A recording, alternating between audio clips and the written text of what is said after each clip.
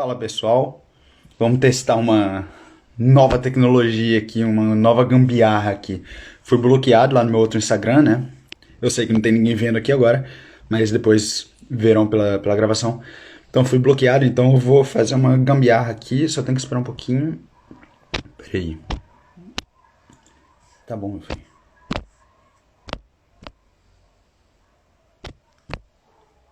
Peraí. Pronto. Agora eu vou ter que convidar a mim mesmo. Gustavo. Aqui, ó. Vamos ver se vai dar certo. Ai! Peraí. Eu acho que vai dar certo, sim. Deixa eu entrar aqui no meu outro Instagram.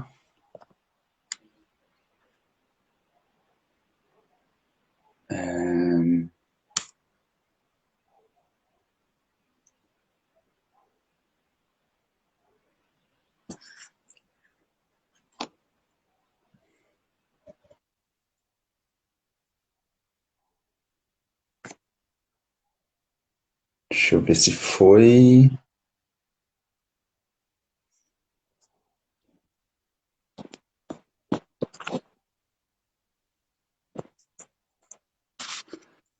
Deixa eu ver se foi.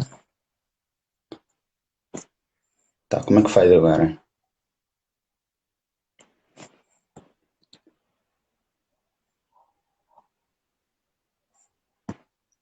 Ah, tá falando que não posso. Por que que não posso?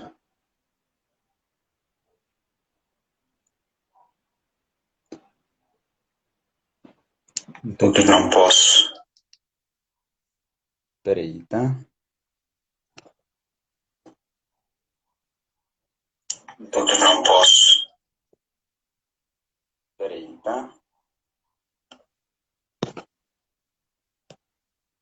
Por que não posso? Vamos ver se vai. Opa, foi, mas peraí que eu não retorno.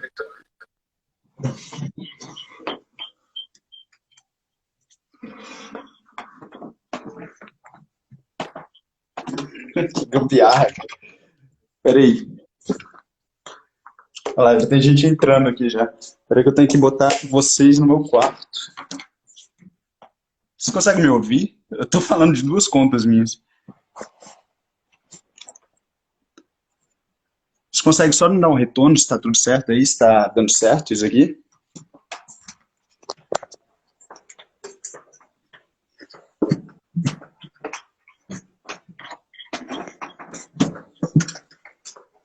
Ó, Lucas. E aí, Lucas? Deixa eu ver quem tá aqui. Carol. O pessoal entrando. Ó, eu tô tendo que fazer um negócio meio estranho aqui, uma gambiarra, tá? Porque eu fui bloqueado na outra conta. Daí eu tô tendo que usar duas contas minhas, tá? Então, assim, eu vou falar lá do quarto de trabalho, mas eu vou botar este celular aqui longe pra não ficar dando retorno, tá?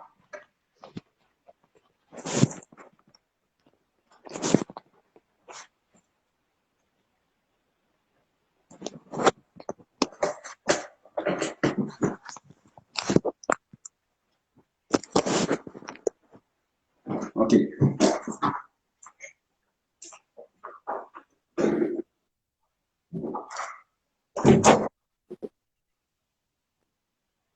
Então, e aí, pessoal? Lindo Maldorico, e aí, Rebeca? Fala, pessoal. Pronto, agora a gente pode começar oficialmente a nossa live aqui de hoje. Bem-vindos, bem-vindos, bem-vindos. A situação é a seguinte: eu fui bloqueado na outra conta, na minha conta principal daqui, né? Eu tive que inventar aqui um jeito de entrar em live aqui com vocês, tá bom? Bom, eu não sei até quando vai durar esse bloqueio, mas bom, fica assim. Hoje a gente vai falar um pouquinho sobre disciplina, né? Eu, como teve esse problema todo, eu tô também atrasado aqui, como eu enrolei para conseguir conectar na outra conta, eu cortei umas partes da live, vou improvisar aqui um pouquinho, falar uma coisa bem rápida, bem breve, tá bom? Para vocês em relação à disciplina, tá? A disciplina de um pianista, né? Sobretudo. Bom, Vamos lá. Esse programa ainda não tem nome. A minha ideia aqui é justamente falar sobre arte, sobre, enfim, a arte de tocar piano, como tocar piano como um artista realmente, enfim. Se vocês vão virar um artista, quem seguir isso daqui, quem seguir todo o exemplo aqui, todos os exercícios que eu darei, se vocês seguirem, eu não posso prometer que vocês virarão um artista, porque assim, é aquela história, né? A gente pode levar o cavalo até a beira do rio, mas não pode obrigá-lo a beber água. Então, assim, depende muito, sobretudo de vocês também. Mas certamente isso daqui vai dar muitas ferramentas importantes e úteis e valiosas aqui para vocês, tá bom? Novamente, eu não inventei nada disso daqui que eu vou falar. São coisas que eu tirei de grandes psicólogos, grandes pianistas, grandes pedagogos, tá bom? E, e é isso aí. A única coisa que eu fiz aqui foi traduzir para a linguagem do piano, ok? Então vamos lá. Vamos começar aqui. Tem mais alguma coisa para falar? Bom, o título dessa live, essa é a segunda live desse pequeno programa aqui, o título é A Disciplina na Prática Diária de um Pianista, né? Eu queria mostrar um vídeo para vocês, mas eu não vou fazer isso daqui não. É um vídeo do Kolodenko, um pianista ucraniano, tocando uma peça. Ele toca de uma forma muito, muito, muito, muito... Deixa eu mostrar um pouquinho, vai. Pode ser? Vocês estão a fim de ouvir isso daqui? Eu acho que isso aqui vai ser bastante útil para nossa reflexão ao final. Vou mostrar só um pedacinho para vocês, tá bom? Eu não sei como que... Não, mentira, eu não vou mostrar não. Eu tô com medo de bloquear ainda de novo. Bloquear o outro também agora, né, que tá chamando. Então, assim, eu vou botar aqui abaixo, na descrição, e depois vocês assistem. Deixa eu já escrever aqui. Sim, sim, Rebeca. Eu vou... Peraí. O Kolodenko tocando Scriabin, Opus 28. Depois você assiste isso daí, vocês assistem. Ei, Wesley, prazer te ter por aqui, meu cara. Como é que tá? Depois vocês assistem isso daí e repara como é fácil para ele tocar, como é natural, como ele não faz nenhum esforço desnecessário e não tem aquela afetação, não tem nada disso. É uma coisa simples, tá bom? Isso é importante vocês verem isso aí depois, né? Eu queria mostrar aqui, mas estou com medo de bloquearem por estar mostrando vídeo de terceiros. Mas vale a pena, tá bom? E isso aí vai ser importante para nossa pequena reflexão aqui. Deixa eu só anotar aqui também o título, né, da live. Vou botar só Disciplina de um Pianista. Deixa eu... Ah, não tem como fixar. Não tem como fixar. Só pelo outro. Bom, mas fica essa daqui. Então vamos lá, começando a falar um pouquinho de disciplina. Esse negócio que parece um monstro, né? Parece um monstro, assim, a gente fala, não, pô, tem que ter disciplina, estudar todos os dias, não sei o quê, e às vezes a gente não consegue estudar e trabalhar todos os dias, aí fica aquele monstro, assim, caramba, a disciplina, como manter isso daí, sabe? Em tudo que a gente faz, não só no piano, em academia, em tudo, né? Isso daí acontece bastante com a gente. Mas se a gente for reparar, realmente é muito comum também a gente começa a ter disciplina em alguma coisa, por exemplo, ao piano, né? A gente começa a ter disciplina, começa a crescer ao piano, começa a ter resultados bons, tipo, estuda uma semana e começa a sentir a mão um pouco mais firme e as coisas começam a sair finalmente, a gente começa a ter mais técnica, tocar coisas assim, e de repente a gente para e é sempre esse vai e vem, vai e vem, vai e vem. E a consequência natural disso daí, enfim, vocês podem, é bastante evidente, acontece assim com 100% das pessoas, eu diria, alguma vez na vida já aconteceu, que a gente acaba ficando desmotivado, porque a gente perde, a gente começa a ter uma certa agilidade, ou a gente vai na academia, sei lá, começa a ir na academia, vence aquelas primeiras coisas, só que daí a gente para, a gente volta, para, e a gente não tem o resultado concreto realmente, não consegue experienciar aquilo ali por longo tempo, a gente começa a ficar desanimado, a gente começa a ter baixa autoestima ao piano, a gente pensa assim que a gente não é capaz, que a gente não é feito para aquilo, que aquilo ali é coisa para russo, como já me falaram aí no Brasil. né? É, fora a sensação de cansaço também, que a gente estuda, estuda, estuda, só que nunca sai do lugar, estuda um pouquinho, para e nunca sai do lugar e passa 6 meses, não consegue evoluir, né? Isso aí, assim, certamente isso aí já aconteceu com vocês por aqui, já aconteceu muito comigo também, e certamente, enfim, em alguma área da vida já aconteceu com todo mundo, não é mesmo? Essa mensagem aqui vai ser bem breve, tá? Eu só quero, assim, dar a introdução e o ponto mais importante da disciplina, ok? Depois, na segunda-feira, eu vou voltar nesse assunto daqui e dar exercícios concretos mesmo para fixar essa disciplina depois, tá bom? E tem também todas aquelas frasezinhas, né, que a gente já ouve também, tipo, você quer, sei lá, você quer viver que dor no futuro? O peso da disciplina que vale gramas ou o peso do arrependimento que vale toneladas, né? Tem essas frasezinhas prontas assim, é, sei lá, por exemplo, disciplina vence talento, disciplina vence a motivação passageira, isso é fato, né? Isso é fato. Mas tá, e aí? Mesmo assim, a gente não consegue continuar com essa disciplina. Ei, Gonçalo, meu caro, meu irmão da capoeira. Por incrível que pareça, eu faço capoeira, pessoal. Então, assim, isso daí é um assunto, assim, 100% comum em 100% dos meus alunos, né? Isso aí acontece muito em 100% das pessoas que eu conheço também. Em alguma hora, né, já vivenciaram isso aí. Isso parece que é um drama para quem está querendo tocar bem piano, né? E tem outra coisa também, alguns aspectos, por exemplo, o pessoal me vê fazendo 100 dias, né? Já me viu fazendo 100 dias de trabalho, no ano passado, quando eu estudei o Conselho de Rachmaninoff. Pô, ô, Arthur, muito bom. Tá, é muito bom. É a única coisa que eu pude fazer para entrar em live, pô. Senão não ia dar para entrar. Então vamos lá.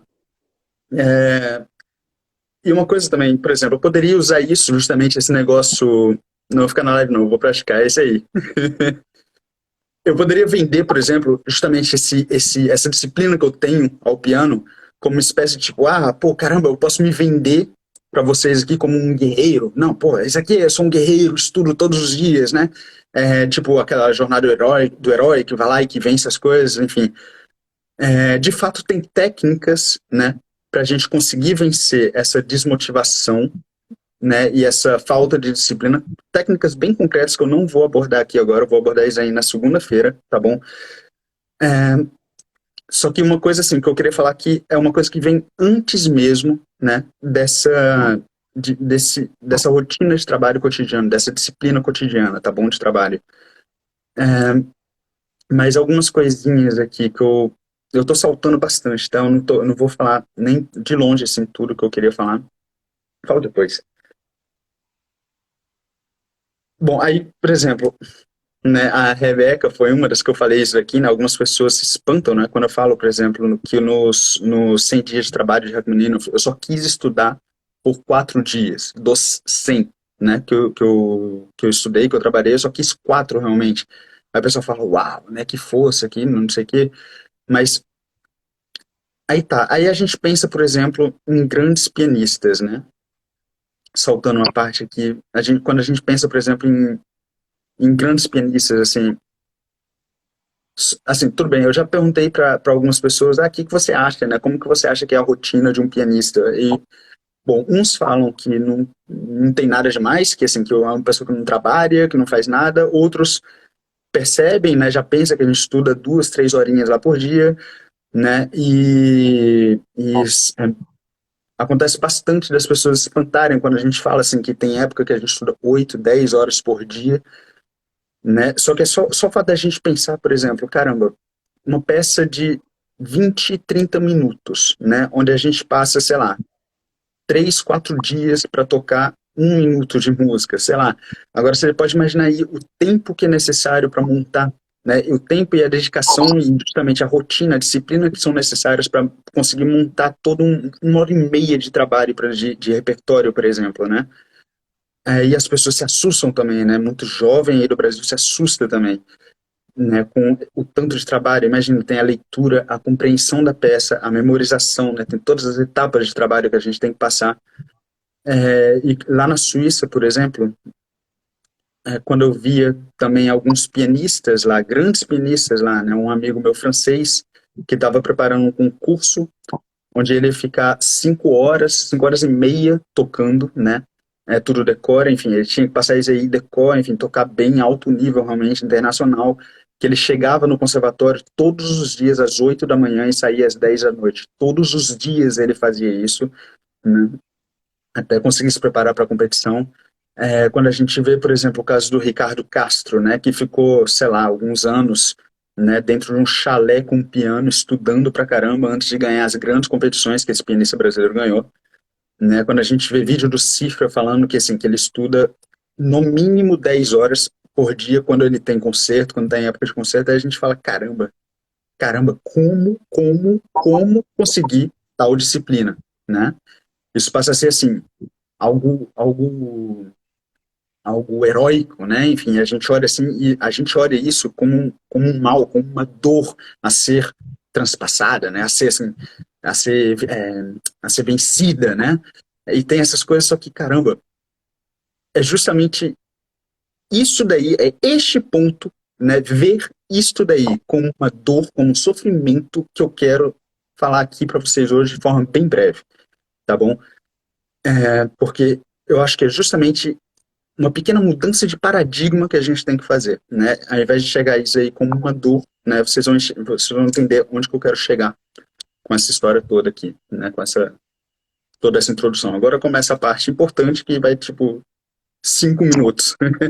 Tudo isso é para introduzir esse tema, né? Se eu der aqui algumas técnicas, né, e soluções rápidas para se ter disciplina, para se manter disciplina, né? Isso daí querendo ou não, essas técnicas rápidas são como tipo band-aids, né? Eu tô com um band-aid aqui no dedo agora. É tipo um band-aid, você vai apenas cobrir alguma coisa, é tipo uma aspirina, que você vai assim, você leva uma porrada na cabeça, você tá com dor de cabeça, você toma uma aspirina, o negócio some, só que você tá com uma ferida, sabe? Então tem algo antes que tem que ser trabalhado, né? Justamente antes de passar técnicas e métodos aqui de se manter a disciplina, ou enfim, uma explicação talvez antropológica um pouco mais profunda. Não, tem algo antes a ser trabalhado, né? Que é justamente isso daqui que eu quero falar com vocês. No fundo, enfim, é apenas uma pequena história de mudança de paradigma, né? Tem aquela história que eu li num livro, não está aqui, um livro do Stephen Covey, que é um pedagogo canadense, se não me engano. Ele fala de uma história onde ele estava dentro do ônibus e cansado, voltando do trabalho, né? E entrou um senhor com 3 crianças, né? E as crianças, assim, o senhor senta no banco, né, de cabeça baixa, assim, fica tipo na dele lá, enquanto as crianças, 3 crianças, começam a fazer um monte de algazarra dentro do ônibus, aí pega coisa, quebra coisa dentro do ônibus, e rasga, e grita, e briga, e pula, enfim, e bate em outros passageiros, sabe? E assim, e fica isso, fica isso, fica isso, e o pai das crianças, né? Claramente ele, o pai das crianças, só sentado, assim, sem esboçar nenhuma reação, né? Isso aí é o poder, assim, da mudança de paradigma, tá? Que eu quero falar aqui pra vocês. O pai fica, assim, sem esboçar nenhuma reação. Aí o Stephen Covey fala assim ele tava sentado ao lado dele, né? Chega uma hora, assim, que ele estava começando a ficar irritado com aquilo, né? E é uma pessoa super calma, na verdade, mas estava começando a ficar irritado com aquilo. E antes de explodir, ele vira pro pai das crianças e fala: Senhor, poxa, você não pode, assim, acalmar as crianças, acho que elas estão incomodando um pouco, né? Todo mundo que está aqui presente. Aí o pai dessas crianças, né, olha assim, fala: caramba, é mesmo, né? Talvez eu deveria fazer isso. Eu peço desculpa. Sabe o que que é? É que a gente está saindo do hospital agora. A mãe deles acabou de morrer, tem 1 hora que ela morreu, e eu não estou sabendo agir com isso, né? E eu não estou sabendo agir com isso e me parece que as crianças também não. Então peço desculpa, mesmo, eu deveria acalmá-las um pouco. Aí o Stephen Covey, na hora, ele olha assim e fala: caramba, peraí, é a mesma situação, mas olha só como muda. A situação é a mesma, só que dentro ele mudou o paradigma, que é justamente esse terreno que a gente vê a situação, né? Com o qual a gente vê a situação, esses olhos com o qual a gente vê a situação. Então, assim, na hora ele virou assim e falou: caramba, peraí.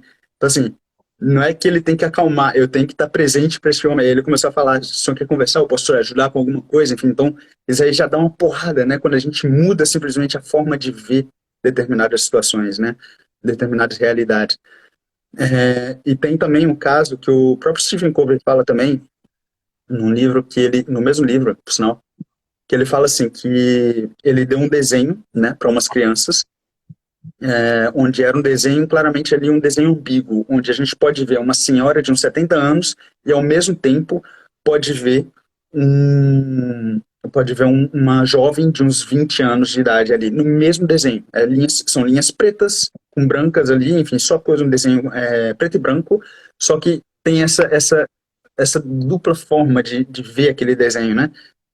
E num teste eles entregaram justamente, ele participou, ele entregou para metade da classe, ele entregou um desenho prévio da mulher, que dava claramente para ver a mulher ali jovem, de 20 anos, e para outra parte da turma, para outra metade da turma, ele não tinha mostrado nada. Aí depois disso, né, que metade da turma viu esse desenho prévio aí, ele mostrou para todos esse desenho ambíguo, né?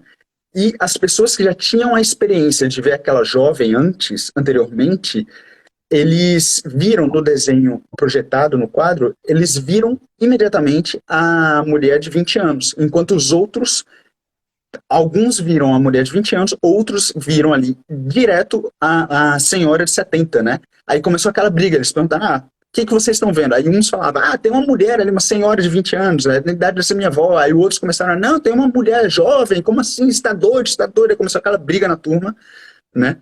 E isso daí mostra justamente, bom, aí depois, claro, teve toda a dinâmica, que eu não vou explicar aqui agora, enfim, dinâmica inclusive social ali, né, para eles, né, que eu não vou falar aqui agora, não convém, mas isso mostra também que a forma da gente encarar alguma coisa, né, depende também de experiências prévias, né? Isso também que ele estava querendo mostrar ali. As pessoas assim que é mais fácil ver a senhora ali, a mulher de 70 anos, né? Mas as pessoas que tiveram a experiência anterior de ver o desenho da jovem, assim que foi mostrado o desenho completo para eles, né? Assim, de cara eles começaram a ver a jovem em um desenho completo ambíguo, né? Então, assim, aquela experiência prévia que eles tiveram determinou a forma que eles vão até mesmo perceber aquele desenho, né? E o Stephen Covey ainda, ele fala justamente que nossos paradigmas, justamente esse terreno, né? Que a gente onde a gente instala nossas crenças, valores, enfim, tudo, inclusive o jeito que a gente encara a disciplina, né, diária ali ao piano, né, depende muito também do meio onde a gente está, de como a gente encara essa situação, né. Então, o Wesley botando uns coraçõezinhos aqui. Então, vamos lá, o Covey, né, ele fala assim, que paradigma é mais ou menos, assim, ó, eu dou um mapa, por exemplo, tem São Paulo e Rio de Janeiro, né? Eu dou um mapa para uma pessoa que não conhece o Rio de Janeiro, não conhece nada dali, quer começar a andar pela cidade, eu vou lá e dou um mapa de São Paulo, né? A pessoa vai pegar aquilo e vai ficar ainda mais perdida, não vai saber como agir com aquilo, né? Então, assim, a pessoa, o mapa é justamente o paradigma de uma determinada situação, tá bom? Ou Mohammed, nem sei quem é. Então, amo você. Obrigado, Wesley. Então, o paradigma é justamente aquele mapa, né, do terreno. Então, o que a gente tem que fazer é começar a pegar um mapa justamente correto da realidade, né, da situação na qual a gente está. A gente quer virar pianistas, artistas, que implicam mais coisa ainda, a gente tem que encarar as coisas da maneira correta, né? Então, tô fazendo feijoada escutando você, pô, cara, faz, pelo amor de Deus. Então, assim, o que ele fala também, né? É, a gente pode, por exemplo, no dia a dia, se a gente continua enxergando a disciplina como um fardo, como uma coisa pesada, como uma vitória a ser conquistada dia a dia, dia após dia, a gente pode instalar uma diligência ali, pode instalar pode ter uma mudança de atitude, uma mudança assim, uma decisão, só que rápido aquilo ali vai ser perdido depois, né? Então, Então, o paradigma determina, isso aqui é importante, o paradigma justamente, como a gente encara a disciplina, determina a forma que a gente pensa, determina a forma que a gente sente uma situação e determina a forma como a gente age, né? Então, assim, é aí que eu quero chegar. Ok, então, tá, beleza. Então, como é que eu tenho que encarar, para finalizar, como que tenho que encarar, então, essa tal de disciplina diária ao piano, né? Como eu falei, eu não vou dar exercícios concretos aqui, vou só uma pequena mudança de paradigma. Eu posso até falar uma ou outra coisa depois, mas uma pequena mudança de paradigma aqui. Bom, a primeira coisa a fazer, o que eu percebo muita gente fazendo no desafio dos 100 dias, a primeira coisa a mudar, né, a entender, é assim, parar de fazer um drama na hora de estudar piano. Parar de complicar muitas coisas, parar de fazer um drama na hora de estudar piano, parar de se achar um herói por estar estudando piano todos os dias, tá? É encarar justamente isso aí, é encarar isso aí como uma coisa normal e fácil, né? Justamente, eu queria mostrar o vídeo do Kolodenko antes, porque assim, ele toca de uma forma muito natural. Parece simplesmente que ele está conversando ali com a gente, não tem intenção, não tem nada. Aí você chega, por exemplo, ele é da escola russa, né? Imagina, por exemplo, chegar para um garoto da escola russa, de 12, 13 anos, um garoto da escola russa de piano, né? Onde eles estudam, tipo, todos os dias ali, direto, não sei o quê. Aí você chega para ele, não, porque você tem que estudar todos os dias, porque isso aí, você é vitorioso. Ele vai chegar assim para você falando, querido, tipo, você tá falando, o que você tá falando, né? Tipo, você simplesmente entra na sala e vou estudar, né? E é dessa forma simples e gostosa e simplesmente, tipo, natural que a gente deve encarar o estudo da gente, né? Uma coisa natural, não tem nada de heróico, nada de difícil, muito pelo contrário, é só nossa respiração, é só nosso dia acontecendo, né? Então assim, essa é a primeira coisa que a gente tem que entender da disciplina, né? Da disciplina no piano. Isso deve ser encarado assim, tá? É, deixa eu ver mais o que eu botei aqui. Bom, no fundo mesmo, é simples fazer isso, né? É fácil fazer isso, né? É só uma pequena mudança de mentalidade mesmo. Tipo, ao invés de justamente fazer um drama, tipo, eu vou estudar piano todos os dias, eu vou fazer os 100 dias. Não, tipo, tá, eu vou sentar no piano e estudar, entende? Simples e fácil, tá bom? Então isso aí, assim, é a coisa, é o terreno sobre o qual a gente vai construir essa disciplina, tá bom? Algumas coisinhas aqui. Assim, uma coisa que eu anotei aqui, porque, enfim, histórias de alunos, né? Um aluno meu, por exemplo, que sempre quando ia estudar, ele tinha que arrumar a casa antes, né? Outro que sempre que ia estudar tinha que fazer uma meditação antes. Tipo, olha a complicação, cara, que a gente coloca na coisa, você entende? O cara tinha que se pôr no modo correto, né? Tipo, pelo amor de Deus, cara, só senta e estuda, você entende? Muita complicação, o pessoal complica muito, muito a vida antes de fazer o que deve ser feito, né? Então, assim, pronto, é isso aí que eu queria falar, tá? Pequeno exercício, pequena coisinha, assim, já para ir refletindo sobre tudo pro pessoal que tá fazendo 100 dias, pessoal que vai ver isso aqui depois, tá? É, uma coisa que é muito, muito, muito, muito, muito importante é justamente quando a gente estuda, é muito difícil manter a disciplina se a gente não tem um objetivo concreto no final, tá? Então, assim, o objetivo, por exemplo, um concerto, né, no final desses 100 dias, né, eu quase que convoco todo mundo que está fazendo 100 dias aqui a marcar uma audição pública no final dos 100 dias com a peça que a gente está estudando. Por quê? Porque se a gente só estuda de forma imprecisa, né, de forma sem um objetivo, sem saber exatamente o que a gente vai querer com aquilo, é, o Wesley falando, sempre antes de estudar tem que comer chocolate. Aí tudo bem, meu cara. Então, se a gente estuda de forma imprecisa, a gente não cria forma, né? Não tem uma forma concreta, tipo, fechada no nosso trabalho, né? Então a gente começa a estudar e é claro que se a gente não tem uma marcação de tempo, né, concreta na nossa frente, é claro que a gente não vai manter aquilo para toda a vida estudando a mesma peça daquele jeito. Então, assim, é claro que a gente vai desmotivar. Só que quando a gente põe um ponto de apoio, né, que seriam duas coisas que eu queria falar, um concerto no final e semanalmente uma aula, né, com o teu professor, né, meus alunos a aula comigo, enfim, usar isso como um ponto de apoio e usar o concerto final como um ponto também, tipo, é aqui que eu vou chegar, né? Então, assim, isso aí é bastante importante para a gente conseguir manter a disciplina, tá? E encarar E uma coisa também, o último recadinho aqui que eu queria deixar para o pessoal do 100 dias, sobretudo, né, que começou a fazer isso aí, é não encarar esses 100 dias como uma ferramenta de disciplina, né? A disciplina tem que ser algo natural, como eu já falei, que nem um Colodenco tocando piano, algo simplesmente que você senta e você faz de forma tranquila, de forma fácil, tá? É, assim, é simplesmente algo da tua rotina, tá?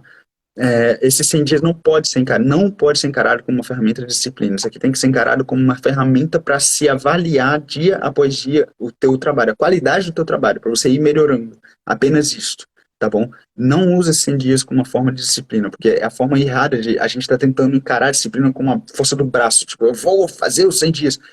Tipo, os 100 dias tem que. Não é esse o objetivo dos 100 dias. Tá bom? Eu acho que eu consegui explicar aqui, apesar de toda a situação aqui, bagunça danada. Mas, mas é isso aí, pessoal. Se ficou alguma dúvida, alguma questão aí, ou alguma sugestão, tá bom? Vocês podem me falar. É isso que eu queria falar. Então vamos lá. Para finalizar, disciplina não é um bicho assim, não é uma coisa de herói. Vocês têm que parar de se acharem heróis simplesmente pelo fato de estar estudando todos os dias. Isso é uma coisa natural. Pensa nos russos, tá bom? Que estudam piano assim de forma. A gente quer tocar piano, quer tocar que nem eles, a gente tem que agir também que nem eles, tá? Então simplesmente senta o piano, sem achar que tá fazendo força. É simplesmente natural. Reserva um tempo e vai, tá bom? Essa é a mensagem que eu queria passar aqui para vocês. Falou, pessoal, pessoal. Então agora eu tenho que descobrir como é que eu vou parar isso daqui, né? Peraí, eu tenho que primeiro desligar este daqui e depois eu vou pro quarto. Um beijo pra vocês. Fiquem com Deus. Tem que formar o hábito. Eu vou falar sobre isso, Camila. A Camila falando aqui. Tem que formar o hábito, então, como escovar os dentes. Exatamente, tem que formar o hábito como escovar os dentes. Eu vou falar sobre isso daqui na segunda-feira. Eu volto aqui para falar sobre outros aspectos da disciplina também, mas assim, o terreno que a gente tem que se apoiar é justamente essa naturalidade, né? Essa facilidade. E depois, né? Depois a gente usa algumas técnicas, né? Enfim, fazer todos os dias até se tornar natural. Eu vou falar sobre isso daí. Seria interessante, inclusive, Camila, a gente fazer uma live sobre isso, né? Talvez. Acho que seria bastante interessante ver a opinião de uma psicóloga também em relação a isso. Seria bastante interessante. Enfim, a refletir. Fechou, pessoal? Um beijo para vocês todos. Fiquem com Deus e até. Bom, daqui a pouquinho eu tô de volta porque eu vou ter que desligar o outro celular. Já volto aí com o outro celular.